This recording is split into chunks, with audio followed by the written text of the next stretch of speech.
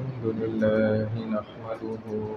ونصلي ونسلم على رسوله الكريم أما بعد فأعوذ بالله من الشيطان الرجيم بسم الله الرحمن الرحيم پاکستان کی نعمت یہ اللہ سبحانہ و تعالی نے ہمیں گویا تحفتاً عطا فرمائی، کیونکہ جب دیکھا جاتا ہے کہ پاکستان کے بننے میں جو حالات پیش آئے، جو مسلمانوں کی خلوص سے بھری ہوئی نیتیں تھیں اور جس مقصد لا الہ الا اللہ کی بنیاد پر اور جس دن پاکستان تقسیم ہو کر دنیا کے نقشے پر ابھرا، وہ دن اور مہینہ اور بابرکت رات، یہ سب دیکھ کر اندازہ ہوتا ہے کہ یہ اللہ سبحانہ و تعالیٰ کی طرف سے تحفتاً حاصل ہوا۔ چنانچہ اس کے ظاہراً بنانے والے قائد اعظم، جن کے متعلق آتا ہے کہ بڑے رحم دل انسان تھے،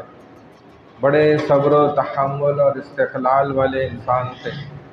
اور بڑی انہوں نے اخلاص کے ساتھ، اچھی نیت کے ساتھ اس کے لیے خوب جدوجہد کی، اس قدر محنت کی، اس قدر کام کرتے تھے کہ ایک دفعہ تو ایک شخص نے ان کو کہا کہ آپ بہت محنت کرتے ہیں، آپ کہیں ہمیں ڈر ہے بیمار نہ ہو جائیں، آپ اپنی صحت کا خیال کریں۔ تو فرمانے لگے میرا دل چاہتا ہے کہ کل کو جب میں مروں اور رسول اللہ صلی اللہ علیہ وسلم کے سامنے، اللہ کے سامنے پیش کیا جائے تو اللہ تعالیٰ فرمائے کہ ویل ڈن جناب، ویل ڈن۔ اور مولانا شبیر عثمانی رحمہ اللہ نے جب قائد اعظم کا جنازہ پڑھایا تو لوگوں نے پوچھا کہ آپ نے کیوں جنازہ پڑھایا؟ تو حضرت نے فرمایا کہ میں نے ان کے انتقال سے 2 یا 3 دن، چند دن پہلے میں نے خواب دیکھا جس میں رسول اللہ صلی اللہ علیہ وسلم کھڑے ہوئے اور ساتھ میں یہ جنہ کھڑے ہوئے، اور نبی علیہ الصلوۃ والسلام ایسے تھپکی دے کر جو ہے فرما رہے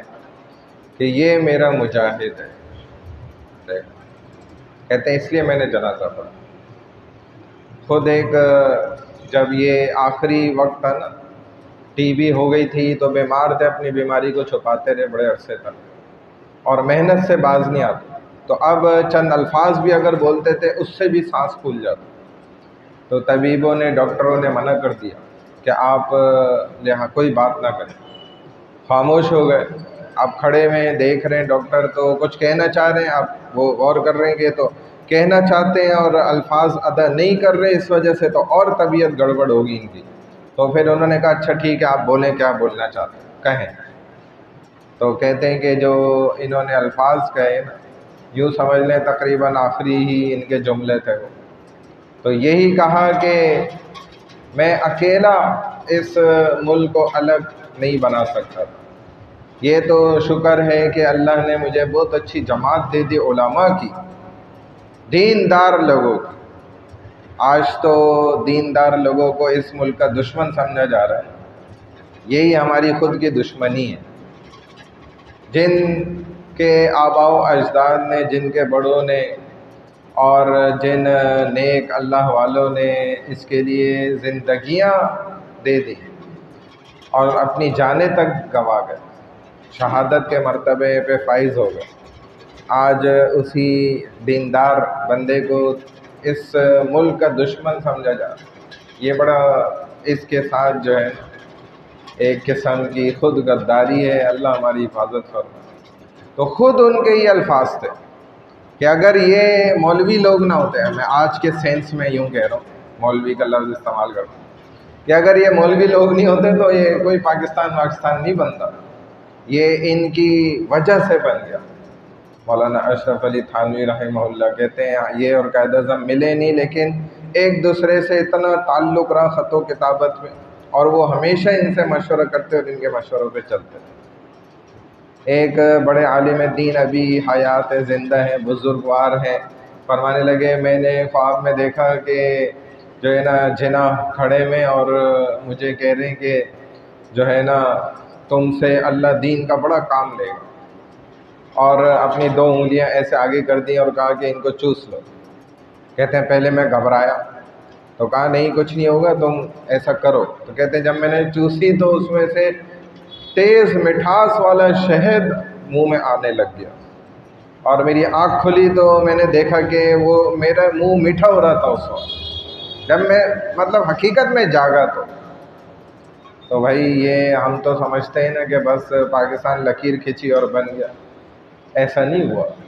یہ بڑی قربانیاں اس کے لیے ہمارے بڑوں نے ہی دی ہیں،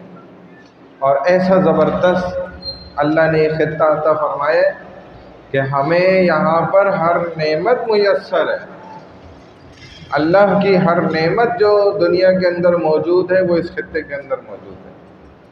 کوئی ایسی نعمت آپ نہیں بتا سکتے۔ یہ تو ہماری بد نظامیہ ہیں کہ ہم نے اس کے ساتھ ناانصافیاں کر دیں، ورنہ تو یقین کریں کہ لوگ سوئٹزرلینڈ کے جو ماؤنٹین ایریاز ہیں اور جو پہاڑی سلسلے اس کو بھول جائیں۔ اگر ہمارے پہاڑی سلسلوں میں راستے اچھے بنا دیے جائیں، ان راستوں کو، ان پہاڑوں کو لوگ بھول جائیں، اور دنیا کے جو سی ویوز ہیں اور سمندری اور ساحلی علاقے ہیں، اگر یہاں کے جتنی ایسی جگہ ہیں نا ان کو صحیح کر دیا جائے نا نظام اس کا، تو دنیا کے اندر ایسی جگہ موجود نہیں جو نعمتیں ہمارے پاس۔ اللہ نے جتنی بھی دنیا کی ظاہری نعمتیں وہ ہمیں عطا کر، اور باطنی جو چھپی ہوئی نعمتیں نا روحانی جو کہلاتی،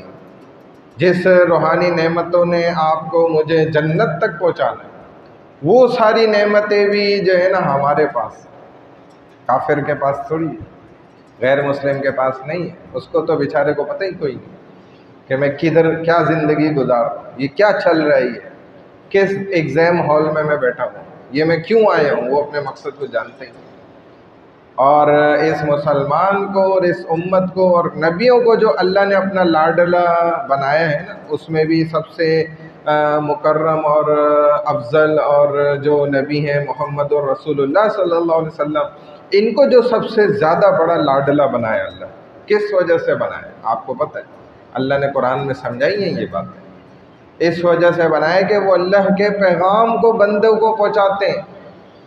اسی وجہ سے اس امت کو بھی اللہ نے اسی لیے مبارک امت فرمایا ہے اور لاڈلا بنائے، لاڈلی امت ہے کہ آخر میں آئیے پہلے جنت میں چلی جائے گی اگر اعمال صحیح ہوں گے، کہ یہ امت کی ذمہ داری، اب نبی تو کوئی نہیں، وہ نبی والا پیغام کس نے پہنچانا ہے؟ ایک کافر کو، غیر مسلم کو اسلام میں کس نے لانا؟ ادھر تو الٹا اپنے لوگ جو اسلام سے نکل جاتے ہیں۔ ایک صاحب کا بھی میں نے واقعہ پڑھا، آخری بات بتا رہا ہوں۔ کہنے لگے میں امریکہ جا رہا تھا، میری اچھا بزنس وہاں پہ سیٹل میں ہونے جا رہا تھا، اچھا بزنس چل گیا، تو جہاز میں اب وہ فلائٹ لمبی تھی اور جہاز خالی تھا، ایئر ہوسٹس آگے بیٹھ گئے، وہ کرسچن تھی، باتیں کرنے لگی، گپیں مارنے لگی دوران پرواز۔ اب اس نے مجھے بولا کہ تمہارا ریلیجن کیا ہے، مذہب؟ تو میں نے کہا اسلام۔ اب میں اسلام کے بارے میں کچھ زیادہ جانتا نہیں تھا، جاہل تھا۔ اس نے کہا کہ تمہیں پتہ نہیں ہے تمہارے نبی محمد صلی اللہ علیہ وسلم کتنی انہوں نے شادیاں کری، یہی کام تھا ان کا، نعوذ باللہ اس نے توہین کری۔ اب اس کو شک ہو گیا کہ یار یہ اتنی بڑی بات اس نے بولی ہے تو واقعی سچی بات ہے، اتنا تو مجھے بھی پتہ ہے کہ اتنی شادیاں کری ہیں تو بڑا ظلم کرا، نعوذ باللہ۔ کیونکہ علم نہیں تھا نا، کہہ رہے میں پھنس گیا اور میں مرتد ہو گیا، امریکہ تو میں پہنچ گیا لیکن اسلام سے فارغ ہو کر، کلمے کی برکت ہو گئی امریکہ جانے کی، کلمے سے تو میں گیا۔ اب میں اتوار کو ہر سنڈے کو چرچ میں جاتا اور مجھے بڑا اچھا لگتا ان کا طریقہ، اور یہ وہ لوگ مجھے یہی سمجھتے تھے کہ میں کرسچن ان کے مذہب کا۔ کہتے میں نے 7 سے 8 سال ادھر گزارے اور مجھے اس پورے عرصے میں کبھی اس بات کا کوئی جواب نہیں مل سکا کہ کیوں ہمارے نبی نے اتنی شادیاں کری۔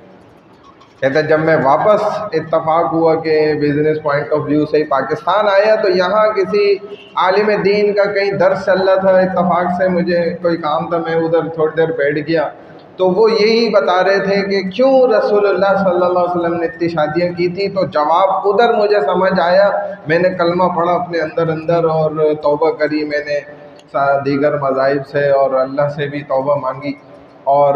پھر مجھے سمجھ آئے کہ جو ہے نا نبی علیہ السلام نے کیسے یہ کیا شادیاں یہ سب کیا ہوا تھا. کہہ رہے اتنا عرصہ میں دیکھو اسلام سے ہی گیا تھا, مرتد ہو گیا تھا, میں تو کسی کو بتائیں. تو جب علم نہیں ہوگا نا, اور خصوصاً یہ سمجھ لیں بات کہ اللہ اور اس کے رسول کا علم اگر ہمارے پاس نہیں ہوگا, جو کہ اصل بنیادی عقائد کا علم ہے, جس میں اللہ نے بھی اور نبی پاک صلی اللہ علیہ وسلم نے بھی کوئی کمپرومائز نہیں کیا, قطعاً کوئی گنجائش نہیں دی عقائد کے معاملات کے اندر. جب آپ کو علم نہیں ہوگا تو پھر گمراہ کرنا آپ کو بڑا آسان ہو جائے گا. یہ تو ایک انسان گمراہ کر رہا ہے, شیطان کر دے گا بڑی آسانی سے, اور شیطان سے زیادہ بڑا نفس ہے, وہ آپ کو گمراہ کر دے گا. اللہ ہماری حفاظت کرنا. سبحان اللہ و بحمدہ, سبحانک اللہم و بحمدک, نشہد ان لا الہ الا انت, نستغفرک و نتوب الیک برحمتک یا ارحم الراحمین.